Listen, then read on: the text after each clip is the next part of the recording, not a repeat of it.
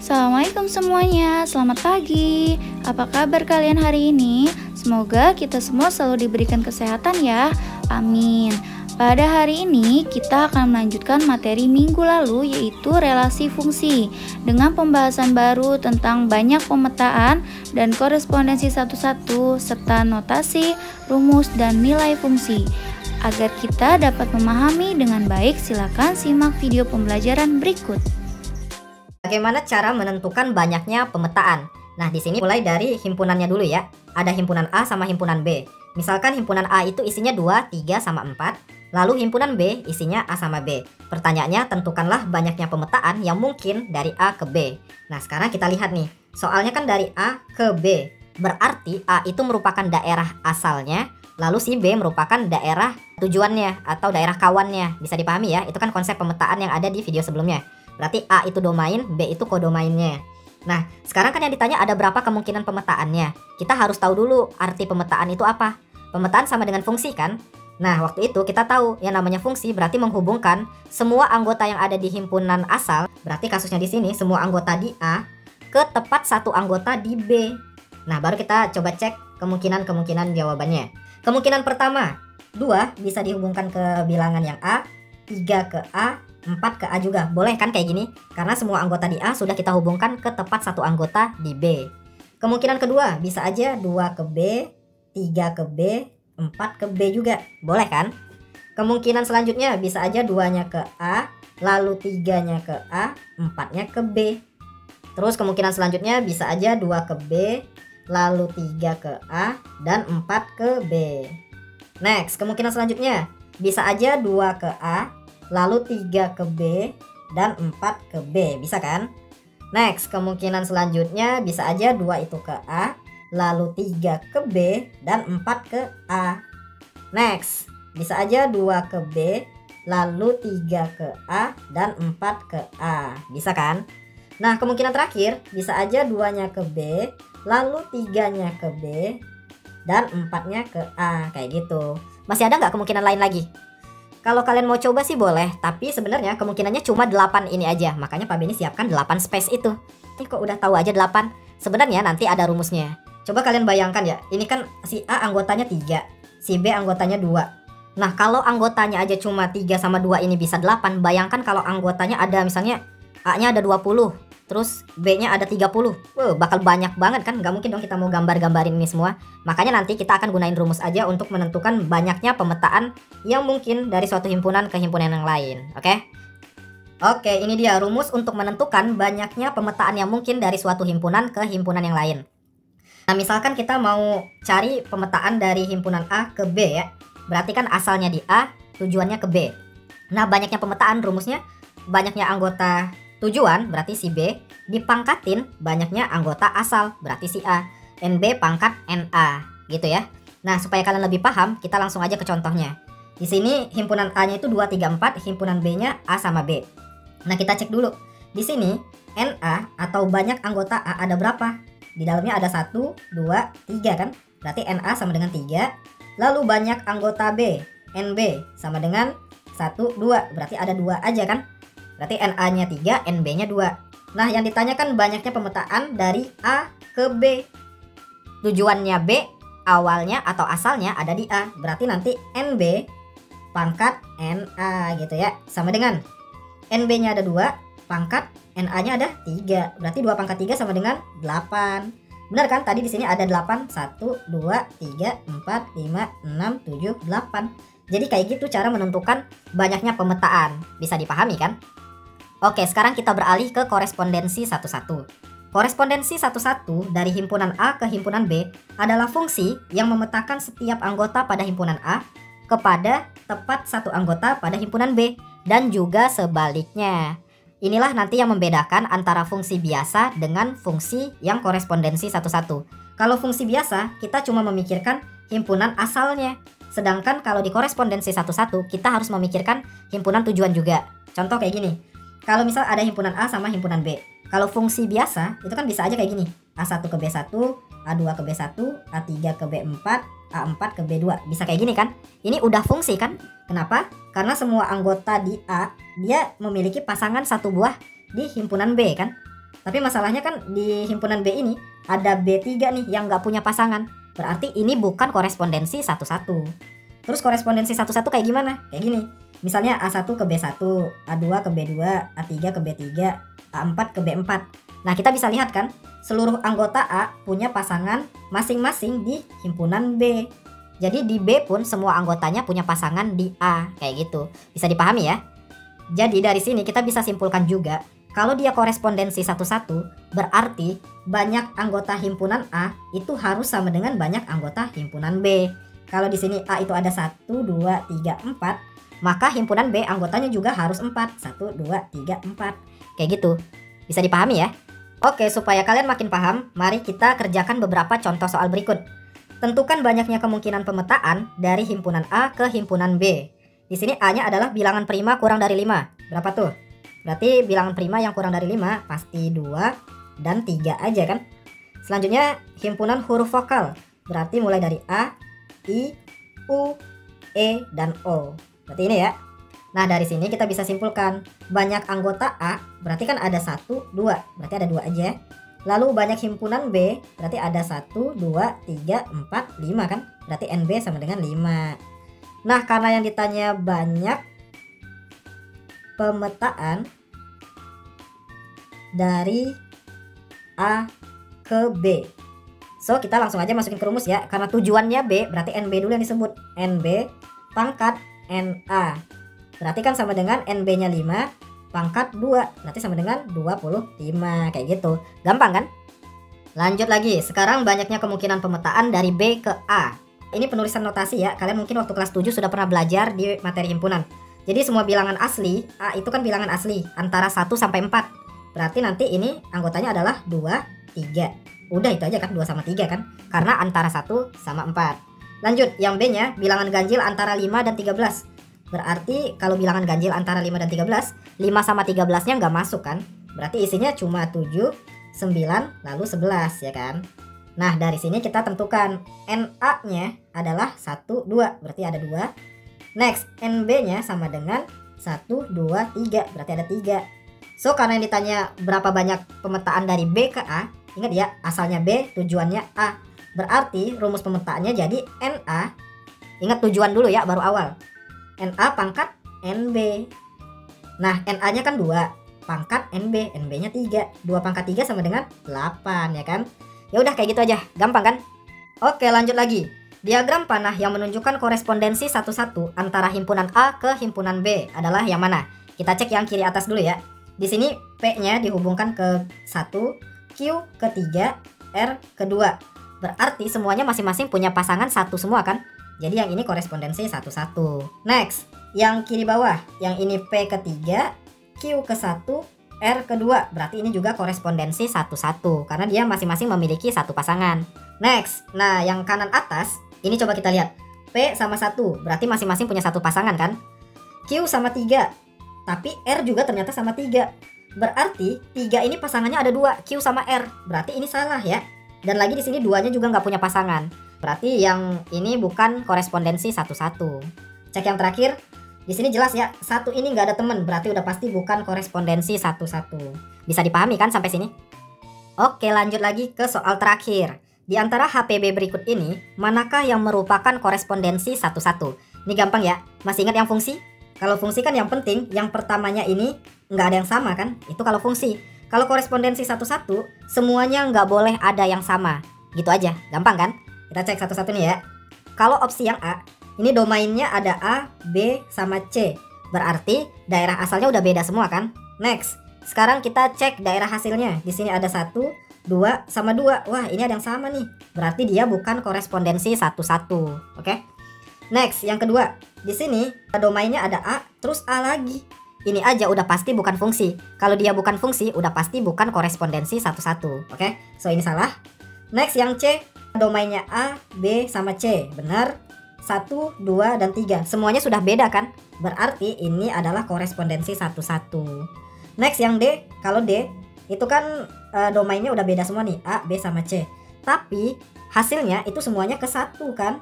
Nah, karena sama semua, berarti ini bukan korespondensi satu-satu. Gampang kan? Pak, itu notasi fungsi. notasi ini artinya lambang. Berarti kalau notasi fungsi artinya lambang fungsi.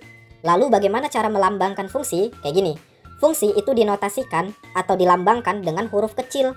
Misalnya F kecil atau G kecil atau H kecil dan sebagai macamnya ya. Nanti banyak huruf yang bisa kalian pakai untuk menuliskan fungsi ini. Tapi umumnya memang kalau nggak F, G, H biasanya sih itu. Lalu fungsi F yang memetakan himpunan A ke B dinotasikan sebagai yang kayak gini, yang ada di kotak kuning ini ya. Jadi fungsi itu kan tadi huruf kecil, yang F kecil ini. Nah, dari himpunan A ke himpunan B ditulisnya dengan huruf besar. Himpunan itu huruf besar ya, jadi huruf besar A, tanda panah, huruf besar B. Itu cara menulis fungsi gitu. Nah, fungsi F yang memetakan anggota himpunan A ke anggota himpunan B dinotasikan dengan F.2 X tanda panah Y. Jadi maksudnya X ini anggota himpunan asal, Y ini anggota himpunan tujuan. Supaya lebih paham, lihat gambar yang ada di sebelah kanan deh. Misalkan di sini ada himpunan A dan himpunan B. Himpunan A isinya tuh ada X, lalu himpunan B isinya Y kan.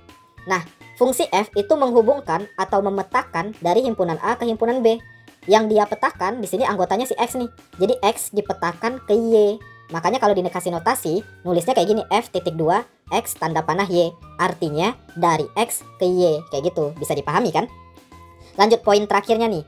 Y merupakan bayangan dari X, sehingga dituliskan menjadi Y sama dengan Fx. Nah, maksudnya apa itu? Kita lihat. Jadi Y yang ini, itu kan sebenarnya berasal dari X. X yang dihubungkan pakai F, sehingga jadi Y. Nah, makanya berarti nilai Y ini kan sebenarnya sama dengan nilai dari fungsi dari X, kayak gitu. Makanya setiap kali kita ketemu Fx, itu maksudnya nilai Y-nya. Atau bisa juga kebalikannya. Kalau ditanya Y, berarti maksudnya Fx. Bisa dipahami ya? Oke, tadi kita sudah membahas tentang notasi atau lambang fungsi. Sekarang bagaimana cara menentukan rumus fungsinya? Sebenarnya kalau kita sudah tahu notasi fungsi, menentukan rumus fungsinya gampang banget. Coba deh, tadi kan notasi fungsi itu F.2 X tanda panah. Nah, ini kan isi fungsinya. Nah, kalau kita mau menentukan rumusnya, tinggal ubah bentuk yang ini ke dalam bentuk Fx sama dengan, udah gitu aja. Jadi titik 2 sama tanda panah itu diganti dengan tanda kurung dan sama dengan. Jadi setiap kali kalian ketemu Fx sama dengan titik-titik, itu udah rumus fungsi. Gitu, bisa dipahami kan? Supaya lebih paham, Pak Benny contoh deh. Misalnya gini, kalau ada notasinya kayak gini, F.2 X, terus 2X tambah 3. Berarti rumus fungsinya jadiin aja kayak gini, F buka kurung X sama dengan, ambil isi fungsinya, jadi 2X tambah 3. Udah, ini rumus fungsinya. Gampang kan? Oke ya, bisa dipahami kan? Sekarang coba kita cek. Kalau X-nya sama dengan 1, F1-nya berapa? Kita lihat nih, F1 berarti setiap kali kita lihat X diganti sama angka 1. Berarti F1 sama dengan A. Kan ini A kali X, berarti A kali 1 ditambah B. A kali 1 A doang kan? Tambah B. Ya udah kayak gitu jadinya. Gimana kalau X-nya sama dengan 2? Berarti A kali 2 tambah B. A kali 2 berarti 2A kan? Tambah B. Udah gitu aja. Lalu gimana kalau X sama dengan K? Berarti FK sama dengan tinggal A dikali X-nya diganti sama K. Ya udah A kali K tambah B. Sama dengan A kali K ya KA tambah B. Udah gitu aja. Bisa dipahami kan? Oke, kita langsung ke contoh soal aja supaya kalian makin paham maksud dari notasi dan juga rumus fungsi. Diketahui F.2X. Nah, ini notasi fungsi ya. Tadi kan ingat kalau ada F.2X terus tanda panah, berarti itu adalah notasi fungsi. Notasi fungsinya 2X kurang 1. Yang pertama, tentukan rumus fungsinya. Ini gampang, notasinya udah tahu, berarti titik 2 sama panah, kita ganti aja jadi F buka kurung X. Sama dengan 2X kurang 1. Udah selesai rumus fungsinya. Gampang kan? Lanjut ya, B, bayangan dari 7. Bayangan dari 7 maksudnya berarti 7 ini adalah nilai X-nya. Berarti setiap kali kalian lihat X diganti dengan angka 7. Bisa dipahami ya? Berarti ini maksudnya adalah F7. Sama dengan 2 dikali 7 dikurang 1. 2 kali 7 kan 14, lalu dikurangin 1. Sama dengan 13. Gampang ya? Lanjut yang terakhir nih, yang C. Nilai dari F-3, langsung aja. F-3 berarti setiap kali kalian lihat X diganti dengan minus 3. So ini jadi 2 dikali minus 3 dikurangin 1. 2 kali minus 3 kan minus 6, dikurang 1. Minus 6 kurang 1 ya minus 7. Oke ya, gampang soal ini kan? Oke, sekarang kita lanjutkan ke variasi soal yang sedikit berbeda ya. Diketahui Fx sama dengan 3x dikurang 5. Jika Fk sama dengan 7, maka tentukanlah nilai dari K. Oke, kita fokusnya ke Fk ya sekarang. Berarti karena K itu yang di dalam kurung, Sehingga setiap kali kalian ngelihat X diganti sama K. Oke ya, bisa dipahami kan? Berarti nanti FK sama dengan 3 X-nya nih diganti sama K, berarti 3K dikurang 5. Nah, FK ini ternyata sama dengan 7 kan? Berarti kita tinggal tulis di sini sama dengan 7. Bisa dipahami ya? Kita lanjutkan. Berarti nanti 3K itu sama dengan minus 5, pindahin ke kanan jadi plus kan? Berarti jadi 7 tambah 5. Berarti 3K sama dengan 12. Kalau 3K sama dengan 12, maka K-nya aja sama dengan 12 bagi 3 kan? Berarti sama dengan 4 gitu. Gampang kan? Lanjut lagi. Fungsi G didefinisikan dengan rumus Gx sama dengan 1 kurang 2X. Dengan domain min 2, 1 sama 2. Yang pertama buatlah tabel HPB. Masih ingat ya HPB? HPB itu himpunan pasangan berurutan dari fungsi tersebut. Lalu yang kedua nanti gambarlah grafik fungsinya. Oke? Nah kita mulai dari tabelnya dulu nih. Ingat tadi kan? Menulis fungsi itu kan gak harus F kecil, bisa aja G. Makanya di sini GX. Jadi intinya sama aja sih. Nah, katanya domainnya itu minus 2, 1 sama 2. Domain itu kan daerah asal. Nah, daerah asalnya tentu saja nilai X, ya kan? Maka kita tulis aja di tabelnya. Berarti ini minus 2, lalu 1, dan 2. Oke, sampai situ bisa dipahami kan? Selanjutnya, baru kita cari nilai GX-nya. Misalkan aja dicoret-coretan nih. Berarti kalau misalnya ditanya G min 2, berarti kan tinggal ganti X-nya sama minus 2. Jadi 1 kurang 2 dikali X-nya tadi minus 2. Berarti ini kali minus 2. Sama dengan 1. Nah, 2 kali minus 2 itu kan minus 4 kan? Berarti ini 1 kurang minus 4. 1 kurang minus 4 sama dengan 5, ya kan? Berarti kalau X-nya minus 2, GX-nya adalah 5. Sampai situ bisa dipahami ya. Lanjut lagi. Kalau misalkan X-nya 1, berarti kan G1 sama dengan 1 dikurang 2 kali 1. Sama dengan 1 kurang 2 kali 1 ya 2. Berarti 1 kurang 2 ya minus 1 kan? Berarti kalau X-nya 1, GX-nya minus 1. Gitu. Next yang terakhir nih. Kalau misalkan G-nya 2, berarti kan ini jadi 1 kurang 2 kali 2. Berarti sama dengan 1 kurang 4. 1 kurang 4 sama dengan minus 3. Jadi kalau X-nya 2, maka G-nya adalah minus 3. Oke deh, itulah pasangan-pasangannya. Kalau misalkan nanti diminta himpunan pasangan berurutannya ya kita tulis aja. Berarti kan kayak biasa daerah asalnya dulu, berarti X-nya dulu. Jadi min 2,5. Lalu 1 sama min 1. Ini 1 dan min 1. Selanjutnya berarti 2 sama minus 3. Kayak gitu. Bisa dipahami ya. Lanjut, sekarang kita coba gambar fungsinya. Kita cek dulu.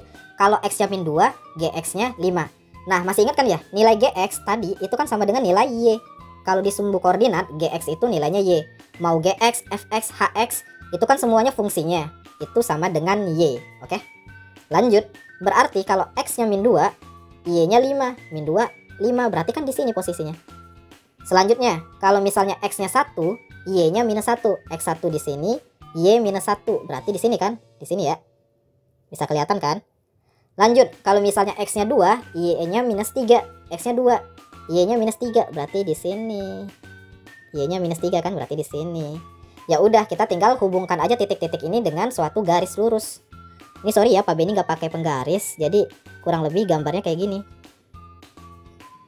Nah, kurang lebih gambarnya kayak gitu. Oke ya, bisa dipahami kan? Oke, kita masuk ke contoh soal terakhir. Nah, tipe soal kayak gini itu lumayan sering muncul di berbagai macam ujian tentang fungsi. Kayak kita mulai aja. Diketahui fungsi Hx sama dengan Ax ditambah B. Dengan H1 sama dengan 5. Lalu H-1 sama dengan 1. Di sini ada 3 pertanyaan, kita fokus ke yang pertama dulu ya. Katanya tentukan nilai A dan B. Nah cara kerjanya gimana? Kita mulai dari informasi pertama nih. Katanya H1 sama dengan 5. Kita tulis H1 berarti kan kalau kita lihat fungsi Hx ini ya. Berarti kan setiap kali kita lihat X diganti sama 1 dong ya kan. Berarti A kali 1 tambah B. A kali 1 ya A aja kan, berarti sama dengan A tambah B. Nilainya ternyata sama dengan 5. Oke, kan yang di sini sama dengan 5. Lanjut ya. Selanjutnya kalau misalkan H-1 berarti kan A dikali minus 1 tambah B. Berarti A kali minus 1 ya minus A tambah B. Nilainya ternyata di sini 1 kan. Berarti ya tulis aja sama dengan 1. Sampai sini bisa dipahami ya. Nah selanjutnya gini, A sama B itu kan dua-duanya nggak diketahui. Nah cara mengetahuinya gimana? Metodenya namanya eliminasi. Jadi kita hapus satu variabel sehingga kita bisa mencari variabel yang lain. Nah kita caranya tinggal kurangkan aja ini. Oke ya. Nah, kalau kita kurangkan berarti kan nanti A dikurang minus A. Berarti A tambah A kan? Jadi 2A. B dikurang B. Habis dong B kurang B. Sama kayak 2 kurang 2. Langsung 0 kan? Jadi kalau B kurang B habis. Sama dengan 5 kurang 1. Ya 4. Kayak gitu. Bisa dipahami ya? Lanjut. Kalau 2A sama dengan 4. Maka A-nya aja sama dengan 4 bagi 2. Ya 2. Gitu. Sekarang kita sudah dapat nilai A-nya. Baru kita cari B-nya. Caranya gimana? Kalian boleh masukkan ke rumus yang atas, yang ini A plus B sama dengan 5, atau yang bawah. Yang mana aja kalian masukin, hasilnya pasti sama aja selama hitungan kalian benar. Oke ya, Pak Benny ambil contoh yang atas aja. Misalnya A plus B sama dengan 5. A-nya kita udah tahu 2, berarti ini 2 tambah B sama dengan 5. Maka B-nya aja sama dengan 5 kurang 2 kan, sama dengan 3. Udah deh, berarti nilai A-nya 2, B-nya 3. Jadi pertanyaan yang A kita sudah selesaikan. Lanjut yang B, rumus fungsinya. Rumus fungsi tadi kan HX sama dengan AX tambah B.